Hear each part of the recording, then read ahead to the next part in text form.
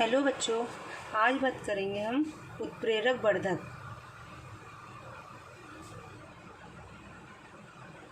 उत्प्रेरक वर्धक इंग्लिश में बोलते हैं इसे कैटालिटिक प्रोमोटर्स।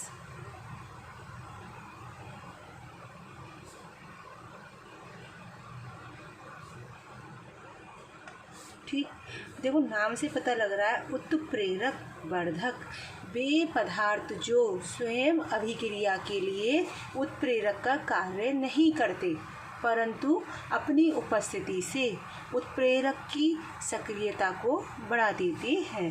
मतलब जो पदार्थ उत्प्रेरक का कार्य नहीं करेंगे परंतु उसकी सक्रियता को बढ़ा देंगे, क्या कहलाएंगे? उत्प्रेरक वर्धक कहलाते हैं।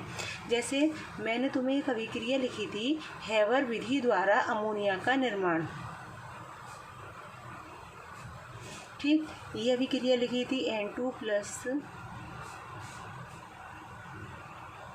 एयर ऊपर लिया था मैंने Fe और लिया था Mu मोलिब्डेनम। ठीक, और यहाँ पर लिखा था 500 डिग्री सेंटीग्रेड और 200 ATM का मतलब होता है वायुमंडलीय दाब। ठीक, यहाँ पर Fe जो था वो हमारा उत्प्रेरक था और मोलिब्डेनम जो करता है, ये मोलिब्डेनम जो है वो उत्प्रेरक वर्धक है।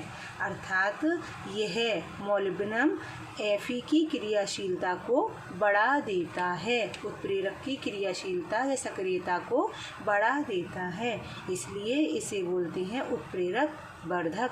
वे पदार्थ जो स्वयं अभिक्रिया के लिए उत्प्रेरक का कार्य नहीं करते परंतु अपनी उपस्थिति से उत्प्रेरक की क्रियाशीलता को बढ़ा देते हैं, उत्प्रेरक वर्धक कहलाते हैं। ठीक है, इसके बाद आता है दूसरा उत्प्रेरक विष, कैटालिटिक पॉइजन या कैटलिस्ट पॉइजन, कुछ भी पॉइजन्स। ठीक, तो नाम से देखो पता लग रहा है उत्प्रेरक विष उत्प्रेरक के लिए किसका कार्य करेगा? विष का। ये उत्प्रेरक की क्रियाशीलता को बढ़ा रहे हैं और ये क्या कर देंगे? ऐसे पदार्थ जो उत्प्रेरक की क्रियाशीलता को कम या नष्ट कर देते हैं, क्या कहलाते हैं? उत्प्रेरक विष कहलाते हैं। तो क्या आ जाएंगे हमारे उत्प्रेरक विष? वे पदार्थ जो किसी उत्प्रेरक की सक्रियता को कम या नष्ट कर देते हैं, क्या कहलाते हैं? हमारे उत्प्रेरक विष कहलाते हैं। जैसे इसका एक एग्जाम्पल है आर्सेनिक की यौगिक। मोस्टली आर्सेनिक के जो यौगिक होते हैं वो प्लेटिनम उत्प्रेरक की सक्रियता को नष्ट कर देते हैं। ठीक है बच्चों, उत्प्रेरक वर्धक क्या होते हैं? वो जो उसकी क्रियाशीलता को, उसकी मतलब उत्प्रेरक की क्रियाशीलता को बढ़ा देते हैं जबकि ये उसकी सक्रियता को घटा देते हैं। क्या कहलाते हैं? उत्प्रेरक विष कहलाते हैं, पॉइजन कहलाते हैं। ठीक, इसके बाद आता है एक नया टॉपिक हमारा एंजाइम उत्प्रेरण।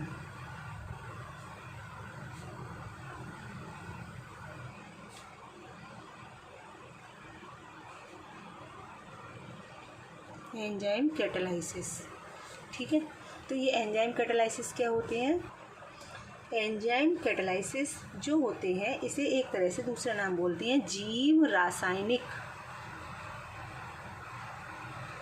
उत्प्रेरण। ठीक, बायोकेमिकल कैटालाइसिस। देखो नाम से पता लग रहा है बायोकेमिकल है ना, तो ये हमारी मतलब किसी बॉडी जो जीव जंतु होते हैं उनके लिए आवश्यक होते हैं। जैसे उत्प्रेरक थे केमिकल रिएक्शन के लिए, तो एंजाइम उत्प्रेरण किसके लिए हो जाएंगे? जीव जंतुओं की क्रिया। जैसे हम खाना खाते हैं, डाइजेशन के लिए एंजाइम चाहिए होते हैं जिसके कारण हमारे डाइजेशन की स्पीड जो होती है, दर जो होती है, जल्दी खाना पच जाता है। किसकी प्रेजेंस में? In the presence of enzyme. ठीक है, तो एक छोटा सा एग्जांपल, जैसे मैंने बताया है खाना खाया, अब कुछ लोगों को भूख नहीं लगती है तो वो खाना उसे पकड़ने के लिए डॉक्टर के पास जाते हैं, डॉक्टर सिरप वगैरह लिखते हैं, तो मोस्टली डॉक्टर खाने के डाइजेशन को बढ़ाने के लिए एंजाइम के ही सिरप देते हैं जिससे भूख लगे। तो यहाँ पर वो किसका कार्य कर रहे हैं, हमारे उत्प्रेरक का। क्यों? क्योंकि वो अभिक्रिया की दर को, रिएक्शन को क्या कर देते हैं, बढ़ा देते हैं। मतलब डाइजेशन की दर क्या हो जाती है, बढ़ जाती है और हमारा खाना जल्दी पच जाता है। ठीक, तो यहाँ पर जीव रासायनिक उत्प्रेरण क्या होते हैं, एंजाइम उत्प्रेरण जो होते हैं, जो एंजाइम होते हैं वो नाइट्रोजन युक्त जटिल कार्बनिक पदार्थ होते हैं। ये जीव जंतुओं की जीवित सेल्स में पाए जाते हैं, जीवित कोशिकाओं में पाए जाते हैं। ये उच्च अणुभार के प्रोटीन होते हैं तथा बहुत सी रासायनिक नहीं, जीव रासायनिक अभिक्रियाओं को उत्प्रेरित करते हैं। इसीलिए इन्हें क्या बोलते हैं, जीव रासायनिक उत्प्रेरक भी कहते हैं।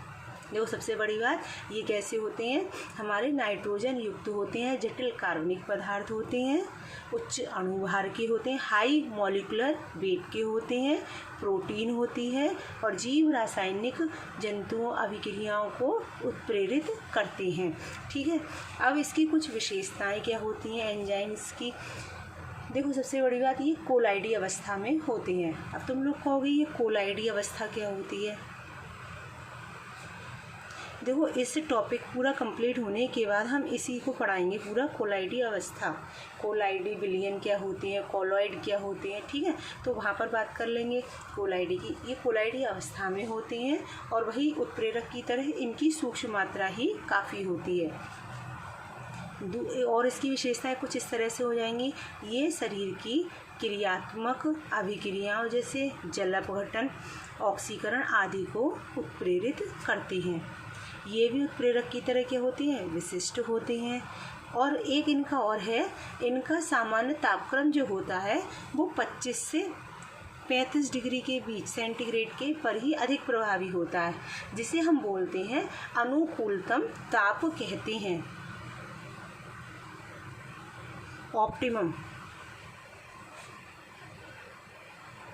ऑप्टिमम टेम्परेचर कहते हैं। ठीक है, इनकी ये पीएच भी होती है, ये 5 से 7 पीएच पर ही अधिक प्रभावी होते हैं, इसीलिए इसको क्या बोलेंगे, अनुकूलतम पीएच कहते हैं। ठीक है, कोएंजाइम एक होते हैं, कोएंजाइम जैसे उत्प्रेरक वर्धक उत्प्रेरक की क्रियाशीलता को बढ़ा देते हैं, ठीक इसी प्रकार कोएंजाइम जो होते हैं वो इसकी क्रियाशीलता को बढ़ा देते हैं, किसकी, एंजाइम की।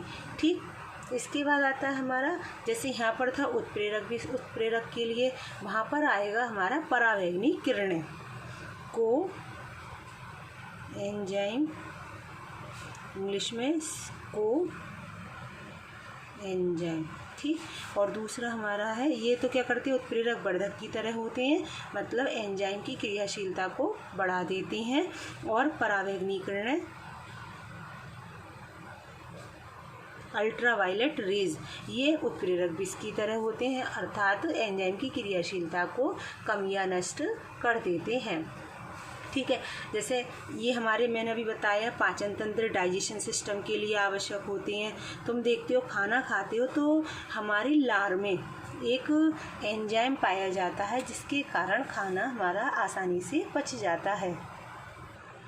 ठीक है, लार में होता है, टाइलिन नामक होता है। आमाशय स्टमक में भी पाए जाते हैं बहुत सारे पेप्सिन एंजाइम, ट्रिप्सिन एंजाइम। ठीक है, ये सब क्या करते हैं, हमारे भोजन को, उनको तोड़ने का काम करते हैं, मतलब छोटे छोटे अवयवों में। जैसे आमाशय से निकलता है हमारा पेप्सिन एंजाइम, जो प्रोटीन को पेप्टाइड में तोड़ता है, प्रोटीन को पेप्टाइड में, मतलब प्रोटीन को छोटा, उससे छोटा भाग पेप्टाइड में तोड़ता है। इरिप्सिन एंजाइम जो होता है वो, और पेनक्रियास से उत्पन्न ट्रिप्सिन एंजाइम, इसको क्या करता है, ये वाला इरिप्सिन एंजाइम और पेनक्रियास से उत्पन्न जो एंजाइम होते हैं ये पेप्टाइड को एमिनो एसिड में चेंज कर देते हैं। देखो इसका एक सीधा सा है कि एमिनो एसिड सबसे छोटी इकाई होती है प्रोटीन की, वो बनाती है पेप्टाइड, और पेप्टाइड आपस में मिलकर बनाते हैं प्रोटीन, पॉलीपेप्टाइड या प्रोटीन का निर्माण करते हैं। हम भोजन में प्रोटीन को लेते हैं तो प्रोटीन से जो है उसे पेप्सिन उसे पेप्टाइड में तोड़ देता है और इरिप्सिन और ट्रिप्सिन एंजाइम उसको अमीनो एसिड में तोड़ देते हैं, और जिसके द्वारा ये अमीनो अम्ल क्या हो जाते हैं, हमारे ब्लड के द्वारा एब्जॉर्ब हो जाते हैं। ठीक है, तो हमारा सबसे पहले था उत्प्रेरक जो रासायनिक अभिक्रियाओं की दर को परिवर्तित कर देता है। ठीक, फिर उसके बाद हमने उत्प्रेरक का वर्गीकरण कराया था, फिर उत्प्रेरक वर्धक, उत्प्रेरक विष। इसके बाद आते हैं हमारे एंजाइम। एंजाइम भी उत्प्रेरक की तरह ही होते हैं, परंतु वो हमारे उत्प्रेरक केमिकल रिएक्शन के लिए होते हैं, जबकि एंजाइम जीव रासायनिक अभिक्रियाओं के लिए होते हैं, इसीलिए इन्हें जीव रासायनिक उत्प्रेरण भी कहते हैं। इसकी मैंने मेन पॉइंट सबसे बड़ी बात बताई थी।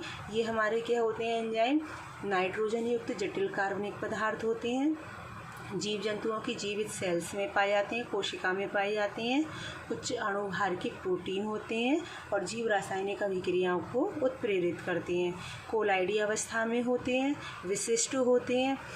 बहुत सारी अभिक्रिया, इनका टेम्परेचर जो होता है वो 25 से 35 ही अनुकूलतम होता है, पीएच इतनी होती है। कोएंजाइम की उपस्थिति में इनकी सक्रियता बढ़ जाती है और परावैंगनी किरणों की प्रेजेंस में इनकी सक्रियता नष्ट हो जाती है।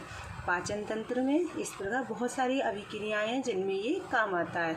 ठीक है, एक क्वेश्चन और आता है कि सामान्य उत्प्रेरक और एंजाइम उत्प्रेरक में क्या अंतर होता है, तो तुम लोग बता दोगे कि एंजाइम उत्प्रेरक क्या होते हैं, हमारे उच्च अणुभार के नाइट्रोजन युक्त जटिल कार्बनिक पदार्थ होते हैं, जबकि सामान्य उत्प्रेरक क्या होते हैं, तत्व या सामान्य अणुभार वाले यौगिक होते हैं, जैसे अभी बताया था Fe वगैरह।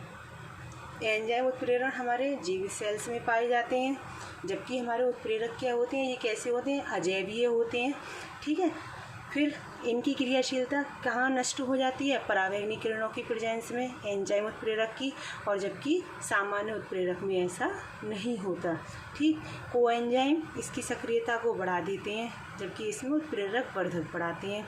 इनका अनुकूलतम टेम्परेचर कितना होता है, 25 से 35 डिग्री, जबकि उत्प्रेरक का प्रायः 70 डिग्री के बाद प्रभावी होते हैं। उत्प्रेरक जो होते हैं वो 70 डिग्री सेंटीग्रेड के बाद ही प्रभावी होते हैं, जबकि एंजाइम 25 से 35 डिग्री सेंटीग्रेड पर ही प्रभावी होते हैं। इनकी पीएच कितनी होती है, इतनी होती है, जबकि एंजाइम हमारे उत्प्रेरक जो होते हैं उनकी कोई भी अनुकूलतम पीएच नहीं होती। ठीक, इसके बाद बात करेंगे हम कल वीडियो में, नेक्स्ट वीडियो में, इसके क्या कहते हैं सिद्धांत, उत्प्रेरण के सिद्धांत। उत्प्रेरण के सिद्धांत मतलब ये किस सिद्धांत पर कार्य करता है। जैसे मैंने बोला कि उत्प्रेरक अभिक्रिया की दर को बढ़ा देते हैं, घटा देते हैं, तो कुछ ना कुछ सिद्धांत तो होगा। वो सिद्धांत क्या है, तो उस सिद्धांत के बारे में बात करेंगे नेक्स्ट वीडियो में। ठीक है।